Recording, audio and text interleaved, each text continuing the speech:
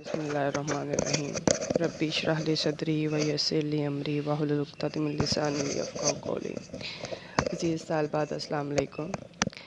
طالبات، ہم نے کل پہلی غزل پڑھنی شروع کی تھی جس کے ہم نے پہلے 3 اشعار پڑھے تھے۔ آج ہم اسے آگے پڑھیں گے۔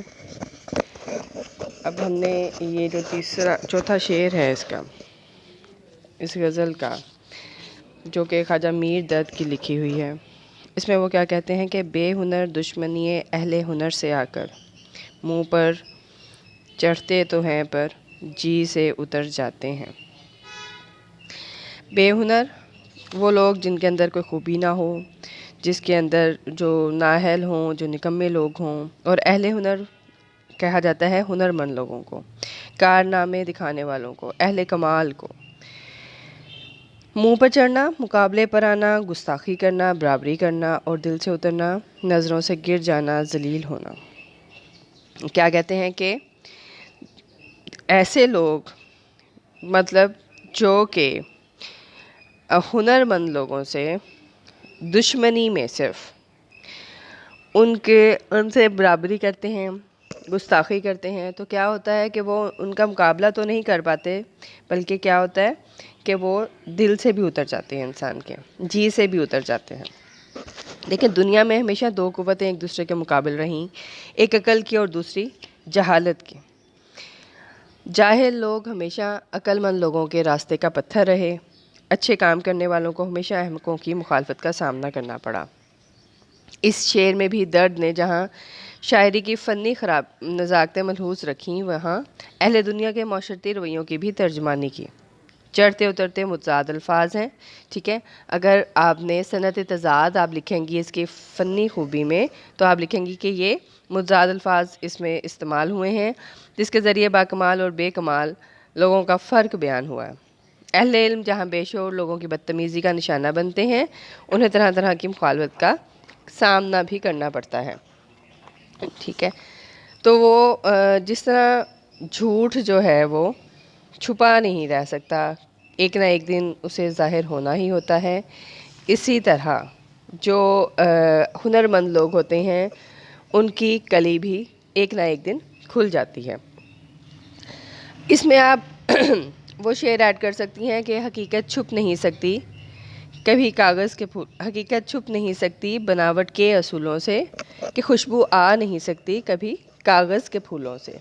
کہ آپ کاغذ پر چاہے وہ گلاب کا پھول بنا لیں، چاہے آپ کوئی اور پھول بنا لیں، لیکن جو کاغذ پر بنے پھول میں سے کبھی آپ خوشبو پیدا نہیں کر سکیں گے، ٹھیک ہے۔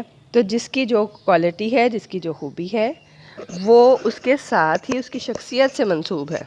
فقط ویسی جو ہے وہ آپ اس کا انداز اختیار کر لیں، ویسا رویہ اپنا لیں، ویسی شخصیت جو ہے وہ بنانے کی کوشش کریں، لیکن آپ کامیاب نہیں ہو سکتے۔ اگلا شعر دیکھیں۔ ہم کسی راہ سے واقف نہیں جوں نور نظر، رہنما تو ہی تو ہوتا ہے جدھر جاتے ہیں۔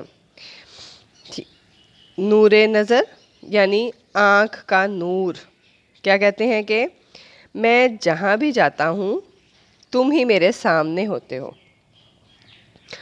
وہ ہے نا کہ جوں نور نظر تیرا تصور تھا پیش نظر جدھر گئے ہم، کہ آنکھیں انہی چیزوں کو دیکھ سکتی ہیں جس کی طرف ان کی رہنمائی کی جائے۔ آپ آنکھوں کو جس ڈائریکشن میں لے جائیں گے، آنکھیں اسی سمت دیکھنے لگیں گی۔ اگر آپ جو ہے وہ ایک غلط راستے کا انتخاب کر لیتے ہیں تو آپ کا ذہن، آپ کی سوچ، آپ کی بینائی، آپ کی بصیرت، سب چیزیں اس طرف جو ہے وہ مڑ جاتی ہیں، وہی رخ، وہی انداز اختیار کر لیتی ہیں۔ اگر آپ ایک مثبت سوچ رکھیں گی تو آپ کی جو ہے وہ شخصیت مکمل پہ اس کا اثر ہوگا۔ تو یہاں پر کیا کہتے ہیں کہ انسان کا بہترین رہنما اللہ پاک ہے، ٹھیک ہے۔ اب اس شعر کا ایک اور زاویہ بھی ہے کہ صوفی فلسفی اس کے بارے میں کہتے ہیں کہ کائنات میں انسان بے چارگی اور بے کسی کی زندگی گزارنے پر مجبور ہے۔ وہ شعر ہے نا کہ ناحق ہم مجبوروں پر یہ تہمت ہے مختاری کی، جو چاہیں سو آپ کرے ہیں ہم کو ابس بدنام کیا۔ کہ ہمیں یہ کہہ دیا کہ تمہیں میں نے دنیا میں بااختیار بنا کر بھیجا، یہ صرف اور صرف انسان کے ساتھ ایک جو ہے اسے کہا گیا ہے، جبکہ حقیقت میں ایسا نہیں ہے۔ انسان کے بارے میں اس کی تقدیر کا فیصلہ ہو چکا، اس کی اچھائی برائی کا جو ہے وہ دونوں راستے اسے دکھا دیے گئے، اور اس کے بارے میں پتہ بھی ہے کہ وہ کس طرف کو جائے گا۔ اندھیری راہوں پر ٹھوکر کھا کر انسان محسوس کرتا ہے کہ رہنما کے بغیر بھٹکنا اور پریشان ہونا لازم ہے، ٹھیک ہے؟ یعنی رہنما اگر آپ کے ساتھ نہ ہو تو آپ کے لیے زندگی کو گزارنا بے حد مشکل ہو جاتا ہے۔ کسی بھی نئے راستے کا انتخاب کرنا، کسی بھی جو ہے وہ نئی سوچ کے اکارڈنگ چلنا آپ کے لیے بے حد مشکل ہوتا ہے۔ ٹھیک ہو گیا؟ اب یہاں پر اگلا شعر دیکھیں کہ معلوم نہیں ساتھ سے اپنے شب و روز، لوگ جاتے ہیں چلے سو یہ کدھر جاتے ہیں۔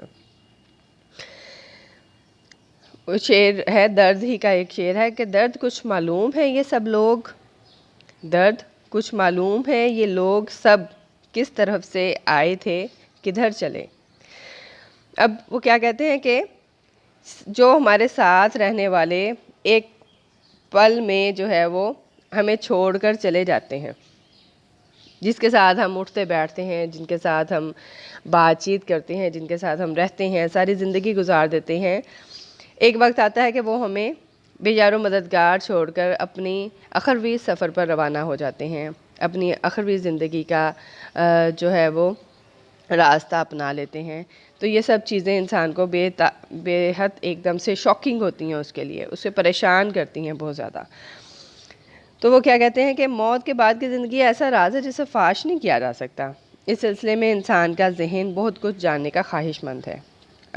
گنت لوگ ہمارے ساتھ زندگی گزارتے ہوئے ایک نئے سفر پر روانہ ہو جاتے ہیں اور ہمیں ان کی منزل کا بھی علم نہیں ہوتا، ٹھیک ہے؟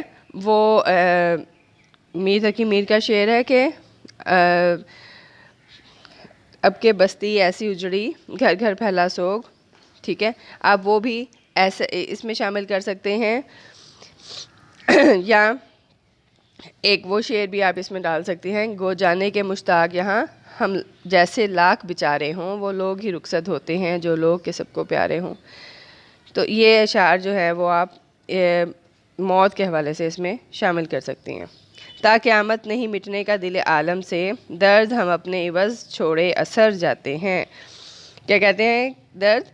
کہ ہمارا جسم تو فنا ہو جانا ہے، لیکن ہمارے اخلاق، ہمارے اشعار ہم لوگوں پر رہتی دنیا تک برقرار رہیں گے۔ یعنی انسان کو اپنی زندگی اس طور گزارنی چاہیے کہ اس کو مرنے کے بعد بھی یاد رکھا جائے۔ وہ میں ایک شعر اکثر آپ کو سناتی رہتی ہوں کہ یاد کر اپنی پیدائش کی رنگی ساعتیں، رو رہا تھا تو آئزہ ہنس رہے تھے سر بسر، زندگی یوں کر کہ جب تو جائے سوئے آخرت، رو رہے ہوں اہل دنیا ہنس رہا ہو تو مگر۔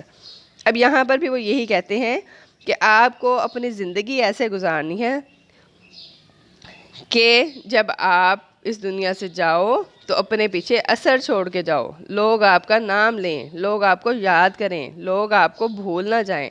آپ کا کلام، اب دیکھیں ہمیں مرزا غالب کو دیکھ لیں، آپ درد کو دیکھ لیں، آپ میر کو دیکھ لیں، آپ اقبال کو دیکھ لیں، کیسے کیسے لوگ تھے، اور وہ سب کے سب جو ہے وہ کس زندگی کیسی گزار کے وہ یہاں سے چلے گئے، دنیا سے رخصت ہو گئے، لیکن ان کا کلام ایسا تھا کہ جس کی وجہ سے آج بھی انہیں یاد کیا جاتا ہے۔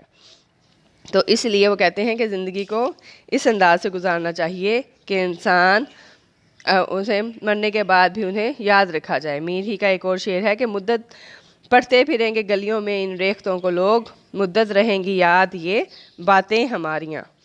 تو اپنی زندگی کو ایسے جئیں کہ جب آپ اس دنیا سے جائیں تو لوگ جو ہیں وہ گھبرا کے پوچھیں کہ کون مر گیا، ٹھیک ہے؟